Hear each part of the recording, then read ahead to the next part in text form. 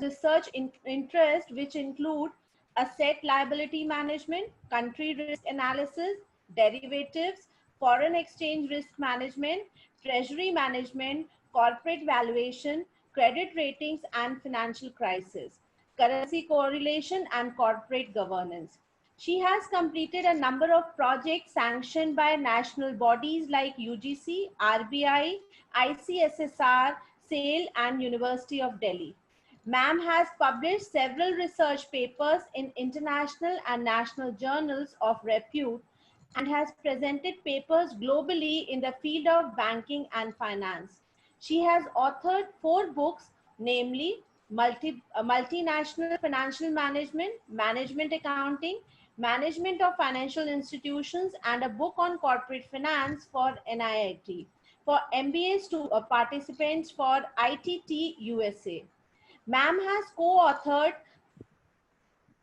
2 books on merchant banking and financial services and a book on women's studies in India, a journey of 25 years. Dr. Vij is actively involved in research, consultancy, and training for several leading public and private organizations in the areas of project management, strategic financial management, case-based method of learning and teaching. On a personal note, I can only add that ma'am is always there for us to help us, and whenever we request ma'am to come to our programs, ma'am always obliges her with her presence. Ma'am, we are really grateful for accepting our invitation and be here for the session on developing skills for academic research publications in high impact journals. Thank you, ma'am, again. Over to you now. Thank you. Thank you, Anjali, and thank you, Rekha, and thank you, Purushottam Goyalji, and thank you, Dr. J.L. Gupta.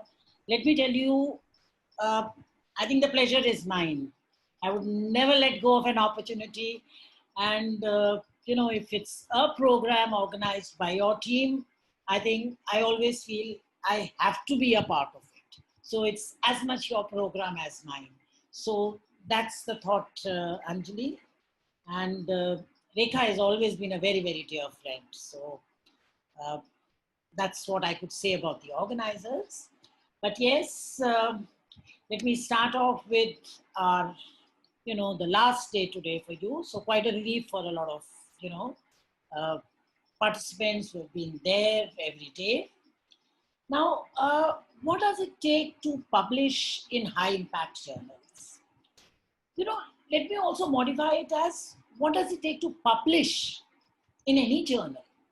Now, by any journal, I know we have that level which talks about, a basic threshold level.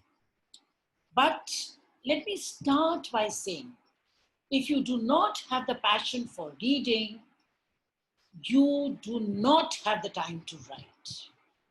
So the passion has to be there for reading, and that is what improves our writing. So taking a cue from this, the research, the kind of workshop you're attending, I hope it is not a compulsion for each one of you. It's a passion. And if it's a passion, then it takes us forward. I do agree there are a lot of, mandatory requirements in terms of doing a PhD, in terms of publishing. But when it's a mandatory requirement, let me turn it into my passion. I think that's where, I would like to start today's session with. Now, you've had a lot of discussion on the quantitative part in terms of the tools, in terms of the technique. Now, keeping that as a perspective, let me concentrate a lot more on the qualitative dimensions of research. And honestly, let me tell you that based on, my own personal experience with my own research scholars, and also from, the kind of reports one is evaluating, what I have observed in the last few years is that the quantitative skills of most of our students have really sharpened. In fact, webinars like this and workshops like this have really focused on the quantitative part, which was really lacking in most of our research scholars. But now what I do find is that we need to also concentrate a little on the qualitative dimensions of research. And that is, the focus, and that is what would help you all in publishing and taking your career to greater heights. So basically, this presentation here, this discussion here today is about, my own journey in terms of how I have looked at my own PhD students, what has been my experience with each one of them, and what are the gaps which one has, observed in the last many years. Let me start with a very simple, point here, which talks about, every article when you write, please remember to think about at least a few takeaways from the article. What would be the takeaway?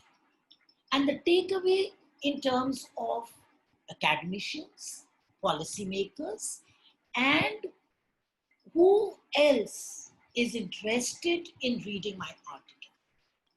So,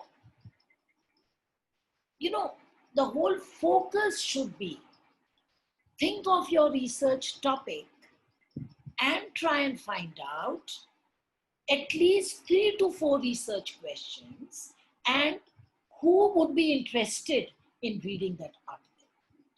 And once we start with a very definite purpose there, then the rest becomes a little known journey, let me put it like this. Even when you go for a lecture, I'm sure some of you would be teaching, every class needs to have a takeaway. Now that takeaway is what, I would like to, emphasize. The point here is that when you start writing an article, it comes from a question. Now that question has to be converted into a problem, and at a problem worth solving, not just a problem. So that would be the sequence. So it's like a question. I want to know the performance of the banking sector. The second part would be, could I do a comparison of the private bank and the foreign banks? Or I talk of a product, So what is the kind of customer satisfaction? Or I talk of, let's say, 2 or 3 products. Then how is product A superior to product B and superior to product C, and so on and so forth. So you think of a problem and then you convert it into how could I solve this problem. And then, as I said to begin with, the purpose, the implication, who would benefit, what is the key takeaway from my article is to be decided even before I start with the process. Okay. Now, a lot of time, I do get a lot of PhD students who would say, ma'am, please suggest the topic. And that's the same, so you have a lot of students when they're doing projects also, they'll say, please suggest a topic. I would say refrain from anything like this, because the topic needs to be interesting to you rather than the supervisor or anybody else. And that is what, I started off with in terms of a passion. So have a topic which interests you rather than anyone else. And that is the only way to move ahead with the article. Remember, all editors are busy. All reviewers are busy. With this as a backdrop, when you structure your article in format, and which I'm also going to help you, give you a little blueprint of a format later. That structuring of the article is the most important part. And in the structuring of the article, the first part is the abstract. The abstract is your first connect with the editor, your first connect with the reviewer, And if you're deciding on your PhD topic, you first connect with your supervisor. And, you know, so in fact, let me even put it before the abstract, the title. The title is also, you know, I would say that it's the first part. So your title has to be something which is catchy, something which attracts the attention, something which is current, something which is contemporary. So if I'm going to write an article, something which, you know, has no relevance, or it was relevant earlier, it's not. In fact, you know, the way we say it, when you meet somebody, what attracts you most in the first few minutes or the first few seconds is the face of the other party. How do you decide your friends? So, you know, there are very many examples one could give here.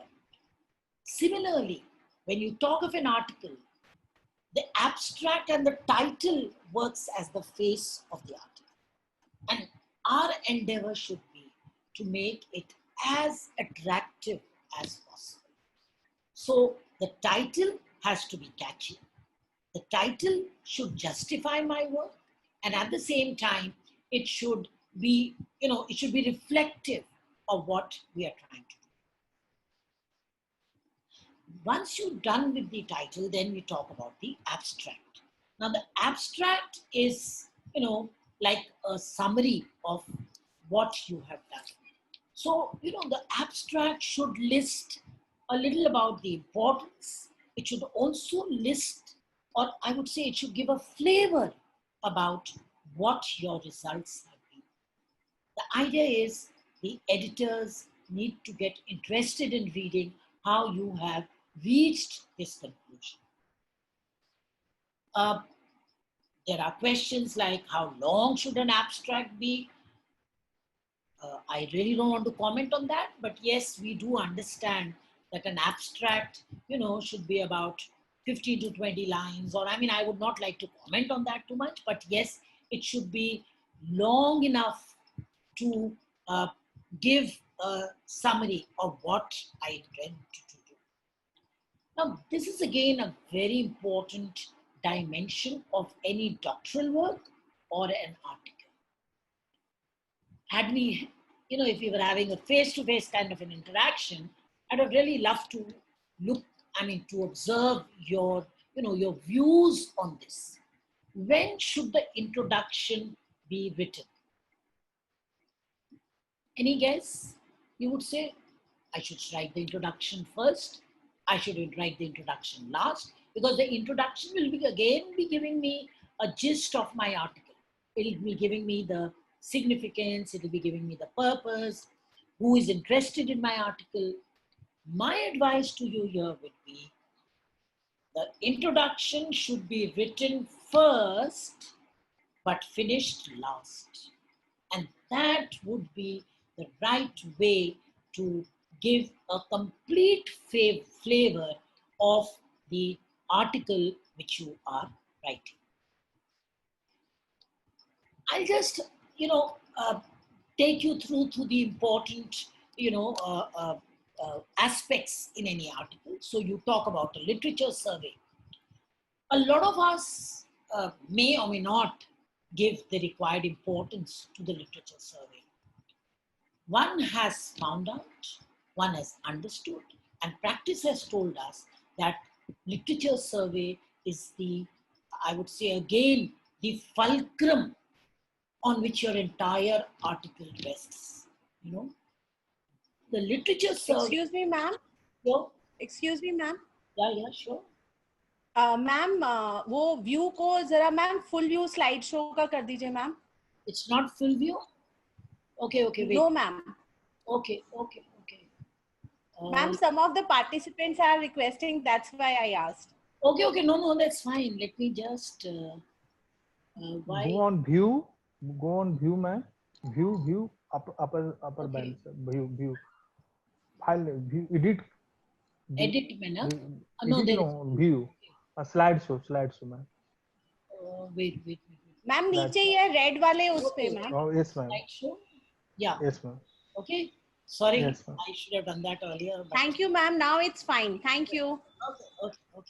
So, the literature survey, I hope we can read it now. Okay. So the literature survey. Now, literature survey, and I'm going to come back to this again and again.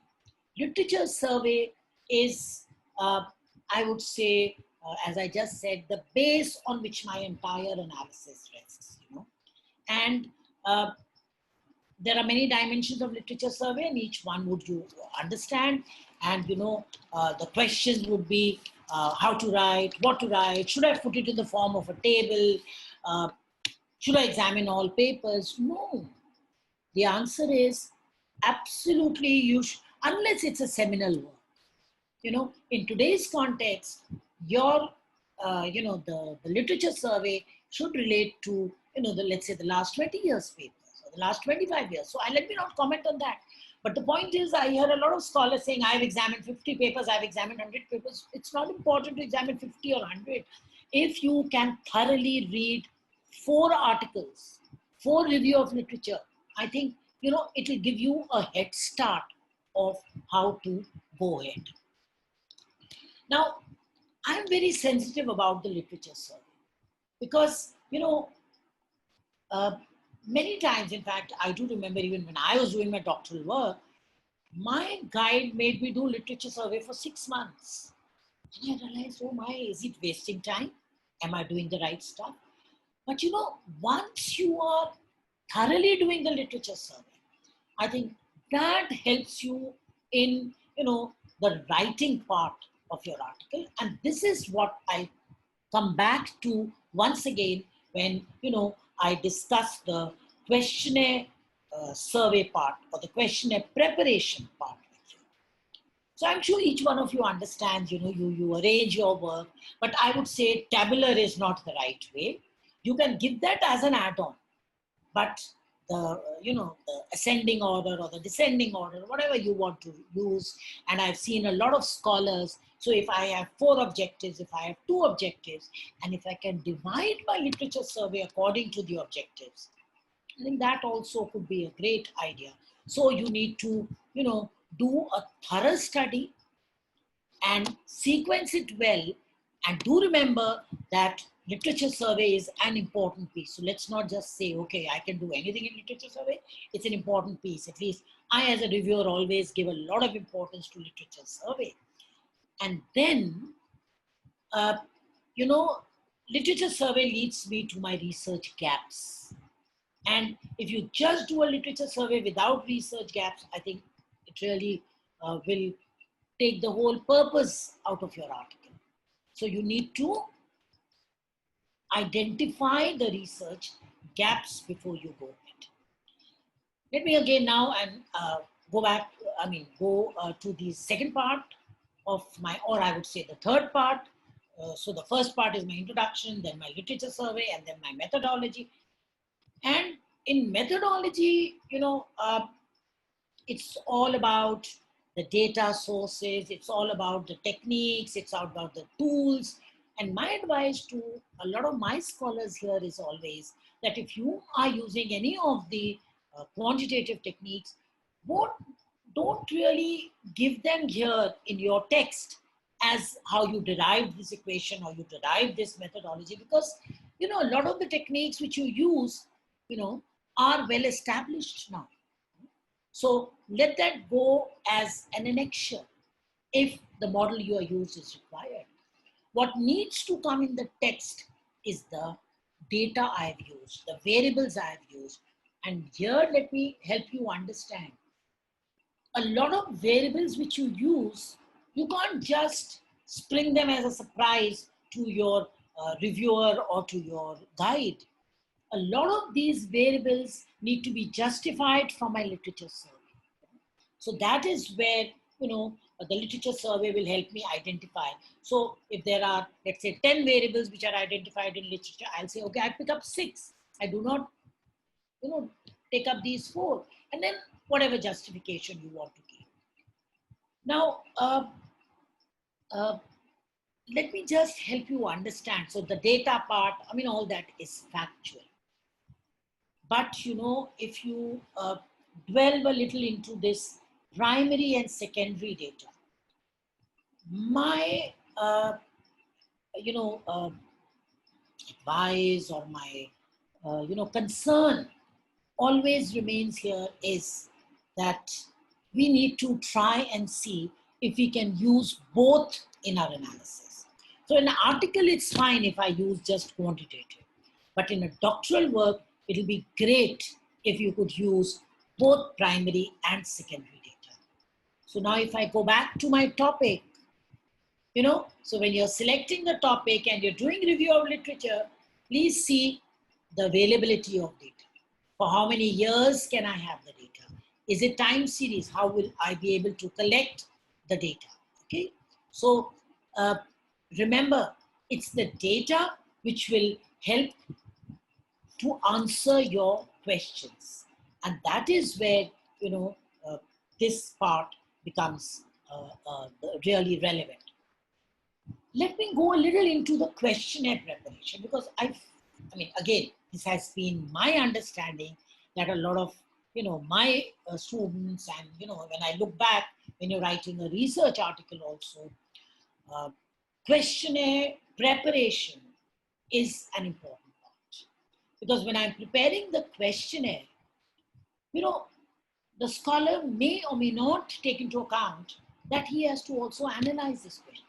Now, the workshop like this will help you understand, and you will know a little about, or much in detail, about the tools and techniques to analyze the questionnaire. So, the questionnaire part is something which, let me say, is an important part, and I, more for the benefit of some of you who are still doing your work, I've given 2-3 slides here which should help you understand the whole purpose of the questionnaire. I'll also mention the case study part, which is becoming a lot more relevant, both in terms of an article, both in terms of a case study which you can send. So there are a lot of, journals which welcome case study, both armchair and both a real case study. So let me spend, the next few minutes talking about these two important dimensions of a research design, because collecting the data part is what, I'm sure all of you would be a lot more comfortable with. But just one, advice, or I would say one kind of, something which you need to be a little more careful about is from where are you collecting the primary data. So you could do it from, and please ensure that wherever you're collecting the primary data, it has to be a trustworthy source. A trustworthy source, something like an RBI, something like a Bloomberg, something like a Wall Street Journal. So you could even collect data from a newspaper, collect from a good journal. The idea is it should be trustworthy and not questionable. Okay. Having said that, I would like to, spend a little time on the questionnaire methodology part. So there are 2 dimensions to a questionnaire. You have open-ended and closed-ended. Both of them are acceptable, except that the closed-ended one is a little more easy to evaluate. Wherein you have, a Likert kind, a 5-point scale or a 7-point scale or a 9-point scale. So all that, is left to the discretion of the researcher. Open-ended, in fact, in all good questionnaires, we always would have 4 or 5 open-ended questions. This gives us a thought of the respondent. Some of them, or some of the, the respondents may not fill the open-ended, but so that's fine. At least if we get a few responses on open-ended, we can understand what the thought amongst the respondent is about our kind of work. Questionnaire, I don't need to repeat that. Please ensure your questions are not repetitive, because you're wasting questions. I mean, it's about the number of questions also. How many questions should I ask? I'm sure it is, each one of you understands that if the questionnaire is too long or too short, it doesn't serve the purpose. Too short is still fine. Too short may be difficult for the researcher, but too long, the participants will not fill it in terms of, the complete, the way you would like them to fill it in terms of, so it should not be a mechanical fill, that's what I'm trying to emphasize here. So please ensure that each question contributes to some part of your research. The questions are not repetitive, the questions are not rigid, the questions are not loaded. Loaded would mean something like, do you like the private sector banks? Do you think the private sector banks are more efficient? Do you think this product A is what customers prefer? Which bank do you think is more efficient? Now, what I'm trying to say here is, or something like the corporate governance mechanism is good in A company and not in B company. What I'm trying to say is a loaded question helps the participant to understand what is the mind of the researcher. Please ensure that you should keep questions which are neutral, so they should not be loaded. Sequence of question is another important issue, and I'm sure you need to take into account here. So what do you think would be some of the basic rules for a good questionnaire? Before I go to the rules, let me tell you, the review of literature is what helps us in the questionnaire. These are some, learnings which one has got over a period of time. Otherwise, how do I frame my questionnaire? What are the questions which I ask? So something like what I just said, corporate governance, so you have, so you could talk about, let's say, women directors in corporate governance, or you talk about, the kind of CSR which is being done. So, when you talk about these kind of rules, it's important to understand that, or it's advisable, let me say, that you pick up, or at least the flavor of your questions should come from your review of literature. In fact, I do remember from my own scholars, many years back, we used the empirical review of literature to frame the questionnaire. So we did a very detailed exercise and everything happened and we prepared the questionnaire. That was great. But when it comes to the analysis, and the questionnaire collection took about, let's say, 7-8 months, and then we were, the next stage was the analysis part, we had lost track a little of where had I picked up this question from. So now, at least for my scholars, and I find that a lot of, guides do that. And that's for internal purpose, I'm telling you. I mean, the final questionnaire which you give for filling up is different. But in the internal questionnaire, which normally research scholars should prepare, you should have a last column which tells you where have you picked up this question. Now, what is the rule for this? The rule is that when I understand where I'm picking up this question from, I can go back to that research and see what was the kind of analysis they did for this question. And then, depending on the kind of results we get, it makes for a lot of significance. My article gets a lot of weight when you add, the work which is done by others, whether they contradict your work or whether they are in tune with your work, it really doesn't matter. The idea is that you are giving a reference. So I still remember we did a questionnaire study on country risk analysis. And that was a macro kind of a study where we had picked up, I would say, variables from world development indicators. All the variables were picked up from various studies. Now, whether it's GDP, whether it's growth rate, whether it's imports, exports, which impact country risk. Now, in a study like this, the sign is also relevant, the significance is also relevant.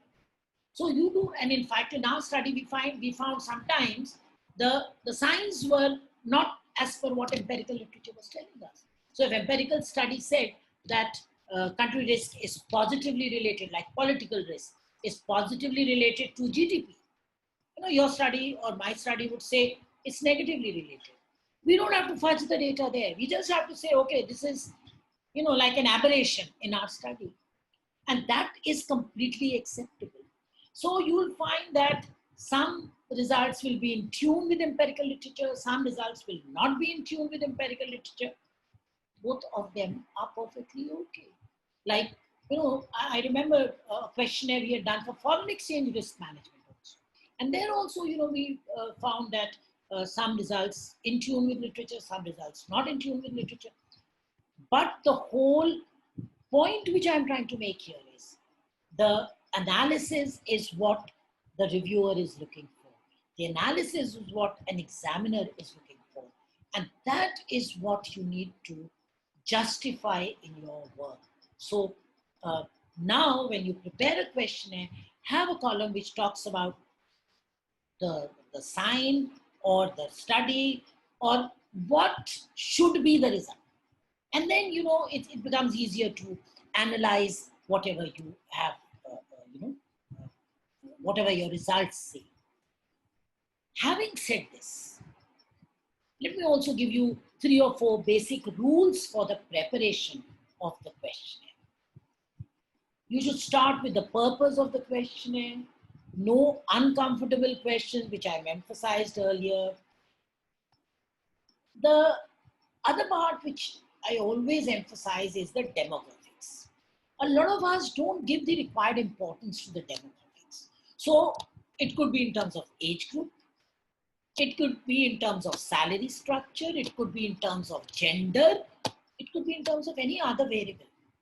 It is always good to take care of the demographics, and I'm sure each one of you would have learned this in the quantitative part, so I'll not spend much time on that. But if you could relate your results to the demographics, I think that's something going to be, which is great. It will add a lot of value to your article. And suppose my questionnaire is of 30 questions, which is not a very big question. Now, I find a lot of times, articles would say, prepare a bar diagram or a chart or percentage analysis, which is fine. But a percentage analysis with the kind of quantitative skills you've done, you'll find that it's too basic. So what we try and suggest to our scholar is have, let's say, 30 questions. Can I group the questions? So I group them in bundles of 5 or 4 or 6, depending on the sequence. And then you do analysis together and you do it separately wherever required. So please frame your questions in such a way, in fact, the sequence also, let me put it, should be in such a way, so, they can be grouped together, they can be analyzed together, and that is something which will add on to your, your work. It will also help in easy understanding and explaining the questionnaire.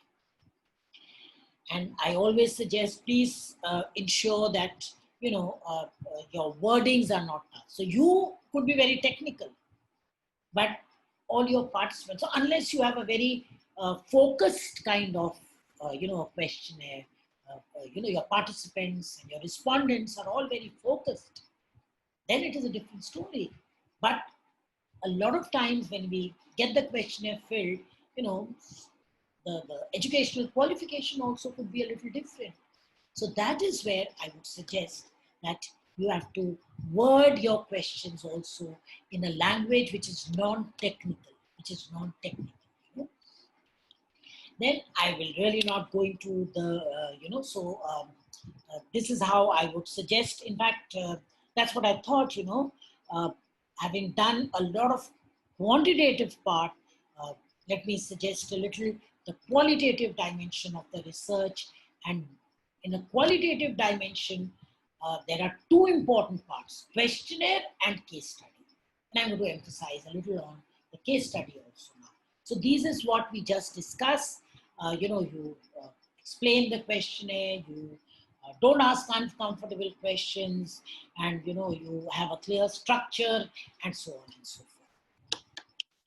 In a lot of work, whether it's a marketing case study, if I just add on a little to this slide also, remember I'm again and again emphasizing on the wording, and this has been a learning with a lot of our own students and a lot of my own work, that the wording plays a lot of, in fact, I would say the wording plays an important role in the whole, the way the framing of the questionnaire, So that's what I just said.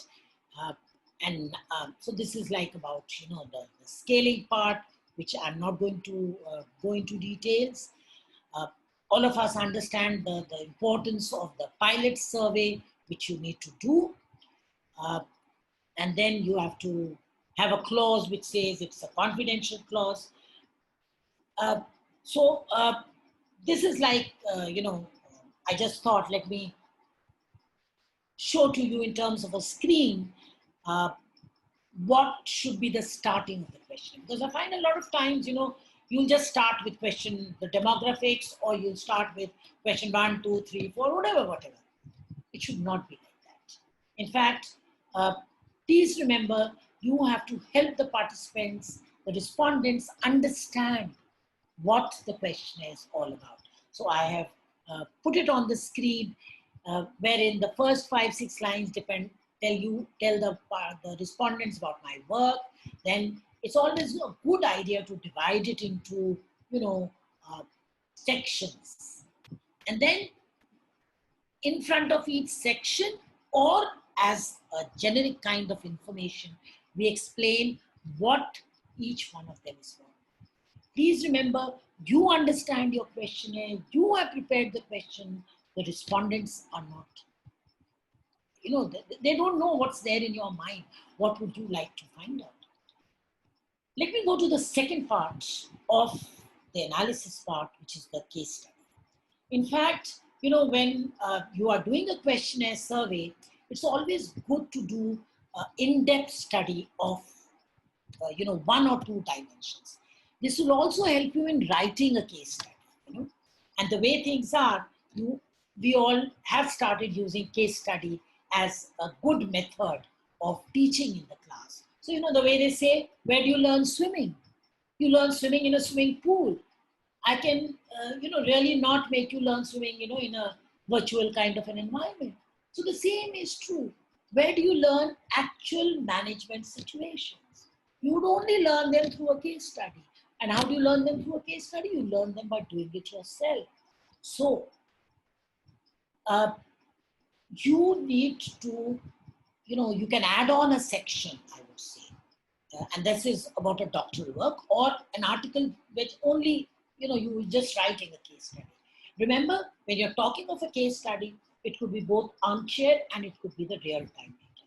You could do both successful and unsuccessful organization. I would really, in fact, want to do unsuccessful organization, because what happens is success stories only give a message. Unsuccessful stories, like we do a lot of work on startups. An unsuccessful startup gives me a good learning. More than message, you're also interested in a good learning. So that is what, a good case study will help you do. So please remember, when you are writing a case study as a standalone article, as a part of your work, remember that a good case study should generate good discussion. At least 10 to 12 takeaways from the case study. And it's also important to understand that, when you have, let's say, completed a case study, you need to get it vetted. You need to, ensure that the entire information is there. And that is what, is the basic part of any, I would say, a qualitative kind of a study which you are trying to do. I'm not going to talk about a teaching note, etc. here, because it's more about, the article part of it, which you need to write, in your work. Then let me go to the next part, which talks about results, discussion and conclusion, and limitations. I'm sure each one of us understands the importance. So basically, a lot of time, there's a little discussion on How are the results different from discussion and conclusion? Absolutely. The results will, so suppose I have 6 tables. The results are going to explain what we have done. The discussion is a little more analytical, wherein I could relate it to different dimensions, and conclusions is like summarizing. But let me add here, all conclusions in articles need to have implications, policy implications, or if I don't even say use the word policy implication, I would say different stakeholders. Who is going to read my article? So what is my takeaway for academia? What is my takeaway to corporates? What is my takeaway for the policy makers? Okay, so that is something which you need to keep in mind. In a good article, and this is really relevant, you may give great conclusions. You may give great policy implications. But remember, if they are not coming out of your work, they are irrelevant. So a lot of time when you are evaluating an article, you will say, are these conclusions arriving from your article? So try and ensure there is a link. So the link has to be there in terms of the, the conclusions you have found out, I would say the concern for the policymakers, your implications for the policymakers. I think that is what a good researcher keeps in mind. Everything is derived from the results. Everything is derived from my, my study. Everything is derived from my data. And that is what helps to distinguish between good articles and bad articles. And there is another, concern all of us face when we are looking at or when we are doing article review. We find most of the articles explain the analysis in terms of quantitative numbers. So it is significant in 5%, it's significant at 10%, and so on and so forth. What does that significance mean? And that is what you need to explain. And if, the explanation in terms of qualitative dimension is there, so your model is great. So you derive all the, you use a SEM, you use a PLSEM, you use E-views, you use whatever, methodology you have used and whatever technique you have used. But please remember, a lot of information which you add in your article is model derived. What is your contribution? And that is what each one of the article is looking for. So please, I'm sure you will take this into account, and that is an important part here. The last bit in terms of the article here, in terms of the conclusion which I'm talking about, is that how you structure this is only one way in which I have given the structuring of the article. Remember, your article should read like a story. Why do you prefer to read novels of one author and not of the other author? It's about the structuring, how you have structured the story. And remember, structuring of an article, structuring of a lecture, structuring of a story needs no standard format. It is as per what you want. Having done all this, having read, having studied, having analyzed, you need to also look at a right journal. Now, I'm not saying you write the article first and then look at the journal. No, everything needs to go together. Okay, so you need to look at the right journal, and fortunately, you have a lot of choices here. My only concern is there are a lot of paid articles. Please try and refrain as far as possible, but sometimes, some of the good journals also, if they are paid, we have no choice but to, go in for that, though I really would not go for anything like that, but, I would not be able to comment also much on this. There are all kinds of articles. So if I go by the listing which is given to us, it could be Scopus, it could be ABDC. So depending on each one's capability, start with whatever level you want to, but then you need to upscale yourself. So look at B articles, look at A articles, look at A plus, look at A star. And that is what, so let's not have a race to reach A or A plus or A star, but then our whole focus should be to, publish in good, high impact journals. And I'm sure each one of you understands the meaning of high impact, though, there are concerns these days how even the impact factor can be, manipulated or managed. But my own advice here is, and my own issue here is that please look up the journal, look up the target audience, see what it is all about, see its circulation, and then go for the journal. In the next part, a very relevant part also is you receiving the feedback. A lot of us get a little disheartened, and honestly, each one of us. So in the beginning, when most of your articles and most of my also articles came back, so each one of us have faced scenarios where our article has been rejected n number of times, or it's a request for revision. We've learned to adapt, and the adapt is a request for revision is good news. It's good news, let me tell you, because it shows that we are on the right path. We are in the publishing cycle. And remember, good articles are revised twice, thrice, not to say how many times you would have revised it. And I'm sure each one of you would know that you write an article today and I'm talking of the first draft, you read it after a gap of 4 or 5 days, you probably would wonder, did I write this article? No. So you will relook. And it's good always to have good friends, good faculty, good teachers, good colleagues who will read your article.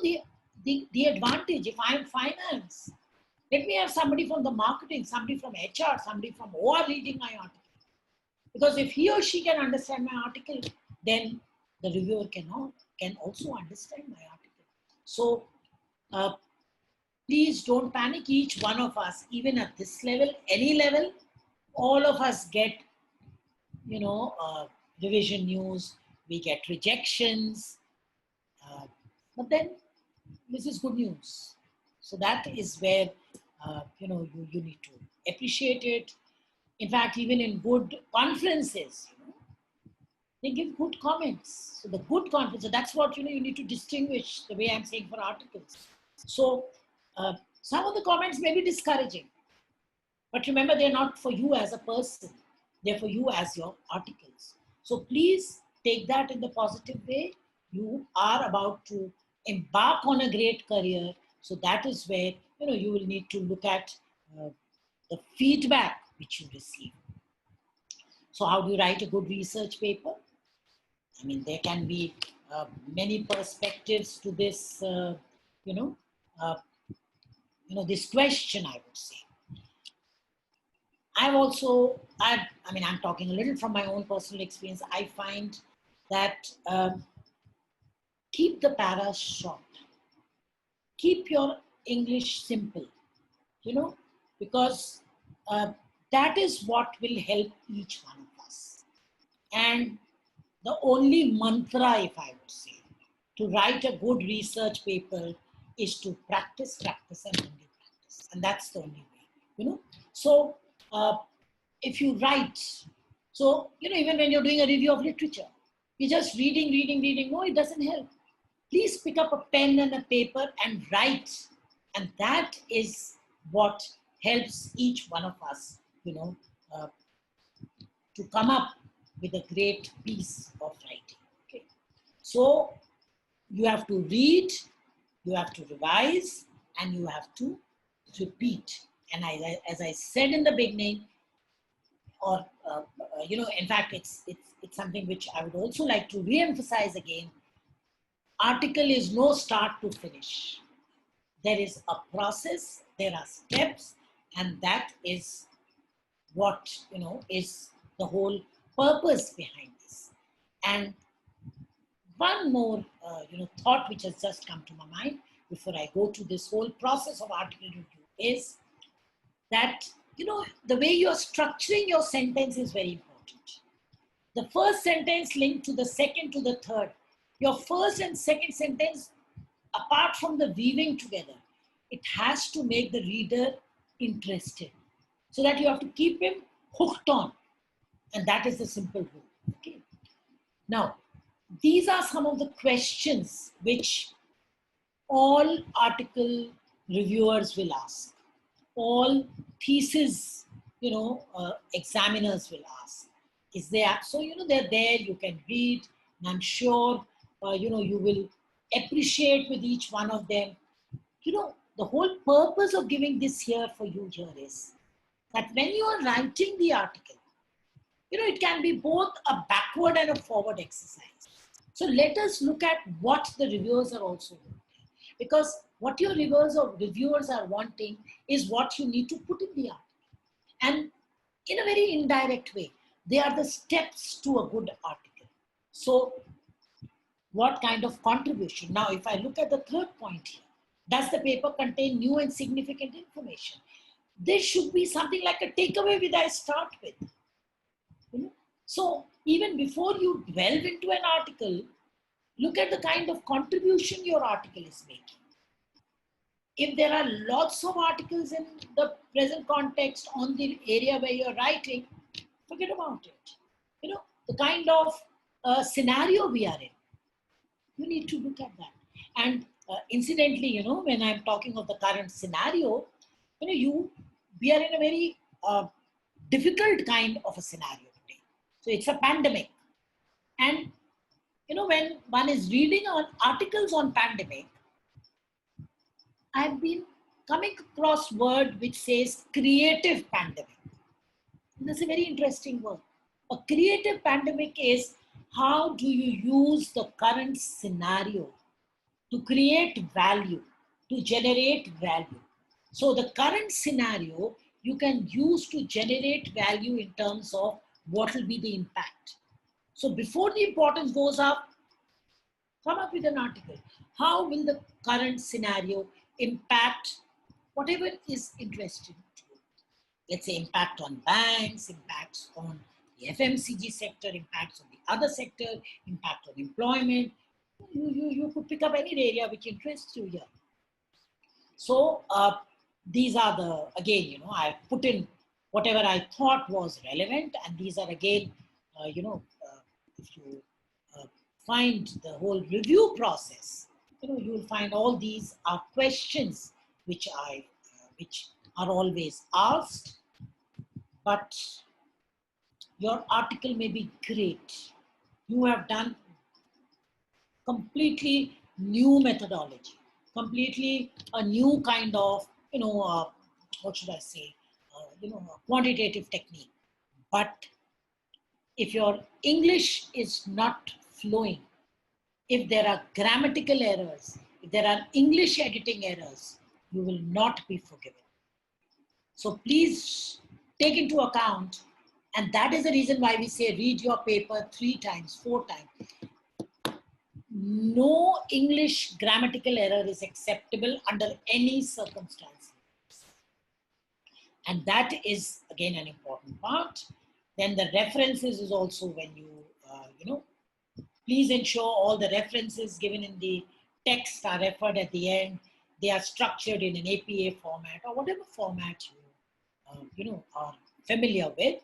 So let me just skip this slide. See, this is just a format of an abstract for an article. So the format could be I write a paragraph, and that's also acceptable. But if I were to put it in this format, what am I trying to do? You're trying to help the reader understand what your article is all about. This also helps to structure our article. So you start with the purpose. And in fact, I have found that a lot of good publishing houses already give you this abstract So we want the abstract in this format. So, you can always adopt it as a regular course also. So this gives me the gist of the article. This helps us to understand what the article is contributing towards. Then I just mentioned about the impact factor. Ethics and plagiarism, please remember, it's super duper important, Ethical perspective and plagiarism, please ensure there are plagiarism rules. There are a lot of, Turnitin and other requirements. It's all become mandatory. So I'm sure each one of us understands the rules of ethics and plagiarism, which are always there and which have only become important in the last few years. And let me conclude by saying, because I would want to handle your questions and I'm looking forward to your questions. Reading is the only way. So good writing comes out of a superior devotion to reading. And for us, the reading has to be in terms of empirical literature. So empirical literature is what will help us in the whole process of writing. And let me all wish you happy writing, happy workshop which you have attended. It's been a great workshop, and I once again would really like to thank the organizers because the kind of requests which even I was getting, that their whole seats were full and they're saying, please let us be a participant to this, great workshop. So once again, a thank you to the organizers, and I'm sure each one of you has benefited immensely from this workshop which has happened. So thank you, Anjali. Thank you, Rekha. Thank you, Dr. J.L. Gupta.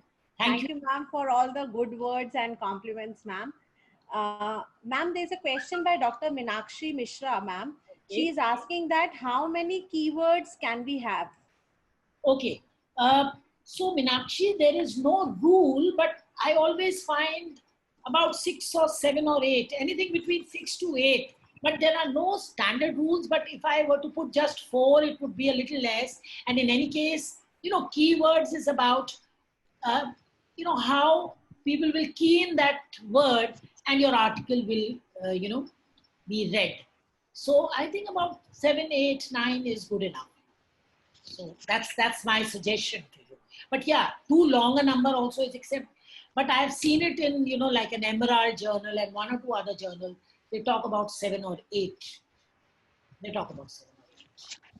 Ma'am, there's a question by Dr. Birendra Kumar Yadav, ma'am. He's asking that what is the fundamental difference between search and research? Search and research. Yes, ma'am. Okay. This is a English grammar question, Research is when, you would come out with something new. See, a research is when I'm going to make a contribution, which I could say is, my own contribution, or even a research would mean that whatever information is there, I study that, analyze that, and go into details. And research could be of many kinds, like remember when I talked of a case study, you have an armchair case study. You have, a case study wherein you do actual information. Similarly, research also could be that if there is some new concept which has come up, like when COVID. So even if I do a desk kind of a study wherein I gather and put everything information together, maybe in the first few months, that also is research. So research is creation of a new knowledge, as I would say, and how you could use the existing knowledge to come up with some new dimensions, come up with some new conclusions. Whereas search is like, suppose I say corporate governance, I say banking, then I'm doing a little search on that, which means I'm just doing like a desk kind of a search, wherein I'm looking at, various kind of information which is available. So I would say in terms of grading, research is level 1, and the other way, okay, let me also put it like this. Search leads to research. Search could be your first step and research could be the second step. Yeah. Is that fine? Yes, Anjali? Ma'am, there's a question by Shelly Agarwal, ma'am. She's Okay. asking that how to conduct thematic literature review. How do you conduct thematic literature? See, Ji, ma'am. literature review, are you meaning something by thematic or you have used the word just like this? Ma'am, thematic is what is being asked by Shelly. Okay. Okay. So basically, let me tell you, what you could do is, thematic, from whatever I understand, it's used in the case of, yes, movies, articles, and, I would say here is the thematic research would be on the basis of existing information, what comes out of that information, and what it leads to. So, the thematic literature here would be a little more dealing with, let me say, what is done earlier and what is done now.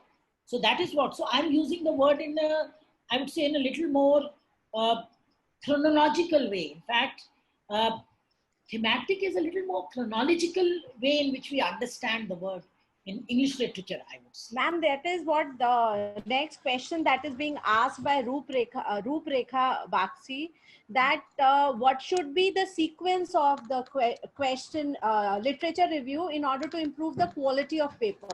Whether we should start with the latest one or recent one or with the first published paper in a particular topic? No, I would say latest, because the latest research is what you should put first, and then you should uh, sequence it accordingly. Okay, that Ma'am, is. a question is being repeated by a lot. Anam Aslam, then Shilpi Dubey, they are all asking that what is the ideal questionnaire and what should be the ideal number of questions in a questionnaire for PhD thesis? See, ideal questionnaire is, and that was the whole reason why I put this for you here. The ideal questionnaire, I'll say, and that is what is really relevant, is that you need to make it simple. Start with demographics, and if you can, because nobody minds answering demographic questions. If you can put in at least even 10 questions in demographics, I will be very happy, because that is something which will help you analyze the question. So the demographics is an important part. Please put in words which are simple to understand. As I said, avoid questions which tell the respondent that this is my mindset. As far as the number of questions, see, let me take you back to this. Why I put this is based on, one of my PhD students, and I find this, we spend a lot of time preparing this, because initially what happens is students will just start with question number 1. We don't want that. You start by a very polite way, thanking them. You give the purpose of the question. Then you tell them a little of what is there in your mind, because everybody might not know corporate governance the way you want to ask them a question. I have also understood this, that I also still remember the first question I made was 1 to 30, which you found that it was difficult to analyze and it was difficult to, group the questions.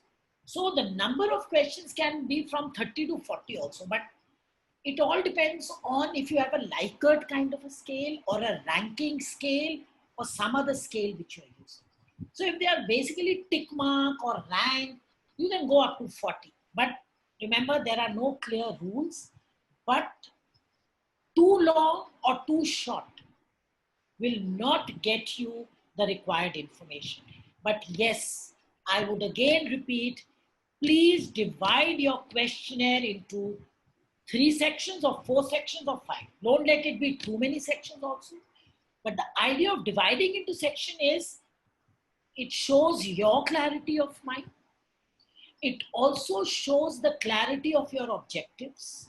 And a lot of time, if I have 3 or 4 concerns in my mind, I'll divide them in terms of sections. So please remember, and another part here also is that most of the time the questions are through Google Apps or you are mailing, email or otherwise. So it has to stand on its own. Self-explanatory is the only mode for a questionnaire. So if you want, I can elaborate on this. In fact, that is why I had, spent a lot of time on the questionnaire. And yes, there is one more aspect which I would want is backward and forward. Now, what it means is when you're preparing the questionnaire, please understand what kind of tools will I use, because we don't want you to go wrong after the information has been collected. So please do a little analysis of what kind of scaling technique would I use, what kind of measurement technique will I use. All that is important. If you want me to elaborate further on this, I can do that. No, ma'am, we have paucity of time. We'll just take the questions quickly, a few more. Ma'am, what should we include in a reverse question according to Ishika Agarwal? What does she mean by a reverse question? Ma'am, she's asking that should we include reverse questions also? Maybe we are talking about, ma'am, wo jo checking karne wale questions hum usually डालते हैं questionnaire में. Yeah, you can. It depends on what kind of a questionnaire you can always use that, because it can also help you judge whether the respondents have mechanically ticked or so that if there is a conflict amongst the questionnaires. Yeah, you're right. So you can use a reverse question because it can always help you to weed out such questionnaires which have not been filled the way you probably want them to be. So you can, absolutely. Ma'am, there is a common questions that are there that what should be the target people ideal for a questionnaire, and also whether for an article we should have a pilot study or not. So I would say the target audience will depend on the kind of questionnaire I'm doing. So suppose I'm doing a corporate governance. I'm doing a banking survey. So when we do these kinds of questionnaires, my target audience can be anything between 400 to 500. It depends on the capability, the capacity. But if you are trying to do something on, like I mentioned, something like, let's say like a country risk, let's say, foreign exchange I was talking about. So I'm giving a little more finance examples which are coming to my mind. There, the target audience, 200, 250, I remember you can't do more than that. So because, let me also give you an example here. I was doing a study on cost structures in the hospitality industry. Cost structure means, and I was trying to judge whether they know a little more about ABC costing and other tools in costing, and I couldn't get above 100 because the target audience was different level which you needed. So I think it's all about the level. But yes, 200, 250, 300 is sometimes a number we do look for. And in an article, I would say pilot survey always helps us to judge the accuracy of my questionnaire. So if there are mistakes, let those mistakes not creep into the article. So don't do it. So there are 2 ways. If you find that your topic is too technical and you cannot do a pilot survey, you at least make 4 or 5 people read your questionnaire, or the first 4 or 5 questionnaires which come to you, see if they are in the right direction, and then send the other questionnaire. So I would say, we'll just take 2 questions, ma'am. One is by Sushmita Varayach, ma'am. More or less, it is covering all the questions that, ma'am, which journals you suggest are having high impact factor, and if they are like unpaid, is it still okay that we get our work published in that journal? Ma'am, question is relating to both quantitative research works also as well as qualitative research works also. Okay, see, let me tell you, high impact journals, you have to look at the, the classification given in ABDC. So that has made life simpler for all of us. So you look at, the classification in ABDC. I personally, and this is completely my personal opinion, we tend to give a little more importance to ABTC than even Scopus. Though DU says even Scopus is fine. So I would say paid or unpaid, the ABTC is or should be my target. Impact factor is, I got to know about this a little recently, that impact factor can also be managed. I'm not going to get into that detail because I just mentioned ethics and plagiarism. But my response here would be some very good journals are also paid. Because I remember a student of mine got his article, but they were asking for, it was a great journal, but they were asking for some amount. We asked them to do a waiver.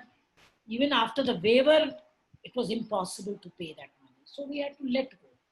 So I think the choice is completely left to the concerned researcher. But from whatever I know, most of the ABTC journals are not paid.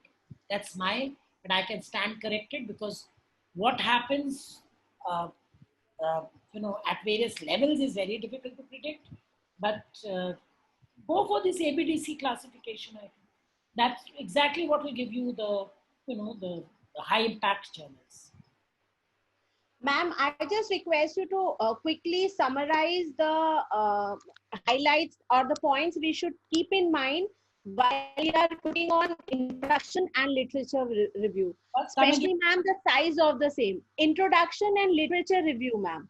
Especially the size and the contents, ma'am, in brief, ma'am. You want introduction and review of literature? Yes, ma'am, because many are asking that what really should be included in introduction, what should be the number of research papers that should be there in literature review and all that. So I'm just that quickly, ma'am, I request you to summarize the two things. Let me tell you, introduction, if I give it in 1 or 2 or 3 points, introduction would have the significance of the paper, the importance of the paper, the originality of the paper, who will be interested in the paper in terms of your implications, etc., and who is your, target audience, which may not come in the introduction, but will come in a little indirect way. The other thing which I also emphasize, and I'm adding on a lot more also, is the introduction should be long enough to develop the purpose statement. And what is the purpose statement is what I just said. If I were to summarize the purpose statement, it is significance, importance, originality of the paper. And it gives you a flavor of your results also. And the introduction should also set the tone of the paper, the background of the paper. And remember what I said, it is written first and finished last. So if you are writing a paper which is purely, it has no concern with the international scenario. Even if you still mention the international scenario, I tell you it will be great. So in today's context, it's not about India, US or wherever. Everything is, like one cohesive whole. So we need to mention about all dimensions here. So this is my take on the introduction. And once you are through with the introduction, the literature survey, how many papers, it's a little difficult to answer because sometimes 25 to 30 papers will do my job. But I've always been suggesting to my students that your review of literature papers should not overtake all the other chapters. So please remember the review of literature, even if you have studied 25 to 30 good studies, it will serve the papers. And what should the literature survey tell you? The literature survey will tell you the main areas of debate and the outstanding research questions. And, you know, we all don't give so much importance to references. But I find in a lot of reviews when I do, text, what is referred in the text is not referred at the end. Now, this is something which is absolutely a must. And then citations should all be up to date, all up to date, you know. So don't give any citations which is, which is very old. But the other way of judging a good article is, I mean, again, as I said, seminal work can even pertain to 1920, 1930. But the other references should preferably be, starting, let's say, from 2000 or 1995 or so. Let us not go back so much into history. So the questionnaire, keep it for 25, 30 questions.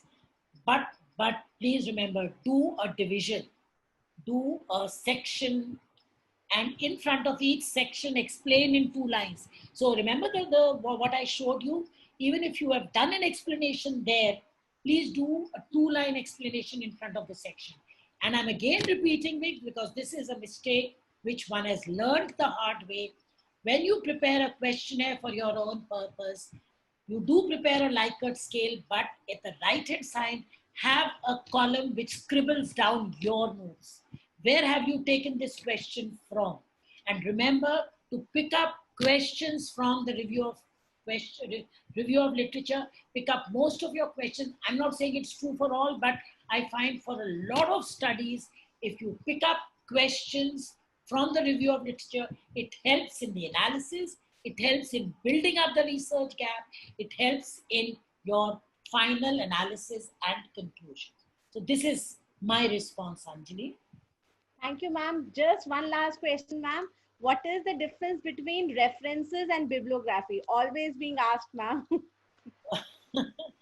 See, references will most of the time pertain to what you have referred in your article, So references, and remember we always say APA style or whatever style we have, So references will always be whatever, I have referred to in my article, Now, bibliography will be, bibliography, the way I understand the term is, whatever is the, the content in that particular area, So whatever are the kind of readings, the books, the other literature which is available, in the area which I am studying. A lot of times, I would say,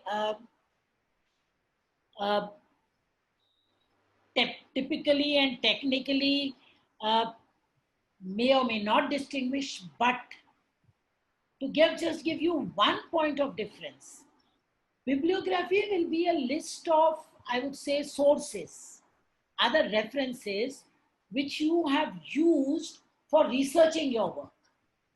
You may not have referred to them, but you have used them for researching your work. So that is what I would say is the difference.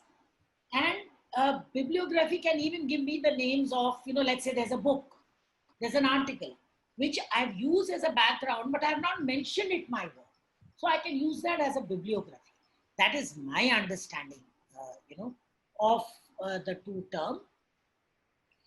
So to summarize, references only refers to what you have, or sources you have referred to in your article, in your thesis, in your assignment. Whereas bibliography will be a list of sources which you have read, whether referred or not, which has helped you generate the thought generate the idea, generate the topic, generate, let's say, anything which is related to your work. Okay. Does that help you? Thank you, ma'am. So even bibliography can include websites I have referred to, online work. I may not have used anything from there, but I have referred to some websites. So that is what I think bibliography. Ma'am, there is one in relation to it only. Someone is asking that is references a part of bibliography? Yes, definitely. Definitely, because bibliography is, what helped you arrive at the idea. And references is what you have referred in the text. So even if the line of distinction is a little more than blurred, even if the line of distinction is a little more than thin, but yes, if I speak a little more broadly, what you have said is right. Is references could be a part of bibliography also. Because the bibliography, the way I'm explaining, is whatever helped you generate ideas, whatever helped you write your work. So we are using it in a little more broader context. Okay. So the question actually is, does bibliography include references? I'm sure this is the question. Huh? Yes, ma'am. So at a very broader level, I would say yes. So this is a ticklish and a little difficult question, but I would say yes. I would say yes. Okay. Thank you, ma'am. Respected Professor Madhuvij, ma'am, it is my privilege. It is my privilege to propose a vote of thanks on behalf of the organizing team of online 14 days National Faculty Development Program. On behalf of all the panelists present here today, Dr. Rekha Dayal ma'am, Dr. Purushottam Kumar Arya, Mr. Amir, Dr. Rajiv Nayan, and Dr. Anshika Agarwal. Thank you, ma'am. Ma'am has guided us how we need to give importance to formulation of research questions and problems. We as a researcher needs to cautiously design questionnaire depending on the research design, giving equal importance if possible to the case study. It is always a pleasure, ma'am, to be an audience to your address, which highlighted today the point of view of how the articles are reviewed by experts and reviewers like respected ma'am herself. I personally always absorb many new pointers for research after listening to you, ma'am. And your views today on references, bibliography, and other important aspects which we need to keep in mind before we go for the publishing of the article is really very important. We are getting a lot of compliments in the chat box and many more questions, which due to paucity of time, ma'am, I am not getting into it. But thank you, ma'am, for the session, and I express my gratitude for such a engrossing and knowledgeable session. Thank you. Thank you. Thank you, Anjali, and thank you all the participants. It's so good to get questions. And I really wish next time we should have a face-to-face. Yeah, ma'am. Thank you, ma'am. Thank you. Anjali, thank you all the participants. Thank you. Dear participants, with this we come to the end of the session. We are taking a break of half an hour. We join back here at 12 o'clock for the validatory session. Thank you to all. Thank you.